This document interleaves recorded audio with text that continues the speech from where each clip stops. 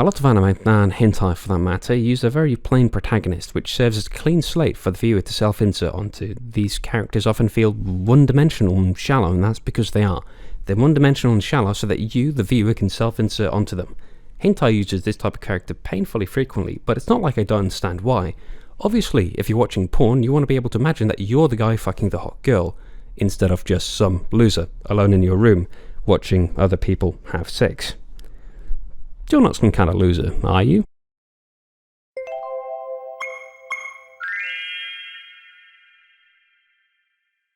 Konokoi no Kizuite, the animation's main character, Kobayashi Yuichi, just happens to be one of those plain and average men who work a white-collar job, which makes it very easy for me to look at him and say, he's just like me, for real, for real.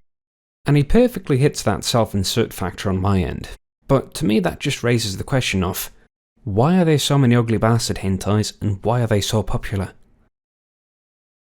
Don't worry though, Kobayashi's average looks and mundane job still leaves him his girlfriend-less as you are when he gets dumped on his girlfriend's birthday.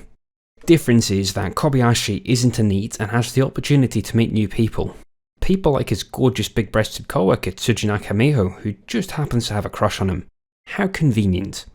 Suddenly, neither of us can relate to this anymore, but hey, my trousers are already off and I don't plan on putting them back on. Meanwhile, it seems like Tsujinaka's trying to get someone else's trousers off, namely Kobayashi, by getting absolutely shit-faced. Getting a man who's just been dumped to drink way more alcohol than he should is probably the easiest task in the world, so it should surprise no one that Tsujinaka succeeds in getting Kobayashi absolutely plastered.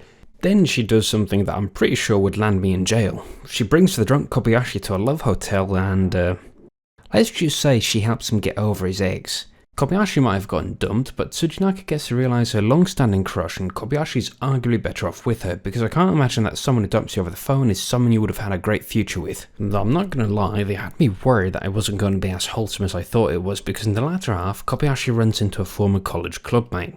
And honestly, when he went out for drinks with her, I thought this was going to turn into an NTR. But luckily, Kobayashi's friend's a decent person and simply helps him home when he's had too much to drink. That doesn't stop Tsujinaka from getting jealous though, as she shows her more assertive side and dishes out a bit of, let's just say, punishment. Now hear me out fellas, I have a sneaking suspicion that in reality this isn't really a punishment for Kobayashi, but if he could clue me in on how to convince my girlfriend that having sex with me was in any way, shape or form a punishment, I'd be a very happy man. There's no arguing that Pink Pineapple and Studio 7 have done a great job at adapting this from the original doujin, with hopefully more to come, as there are some other disconnected short stories left in the source material. I have no complaints about the animation, even outside of the sex scenes, which is where most studios would be inclined to cut corners. In the end, Konokoi no Kizuite left me with a fuzzy and happy feeling when, in the morning, Kobayashi asked Tsujinaka to move in with him. It was a nice way to round off the lovey-dovey hentai with a happy ending. The only thing that was left for me was the cleanup. Ugh. So to answer the titular question of should you nut to Konokoi no Kizuite the animation? Yes.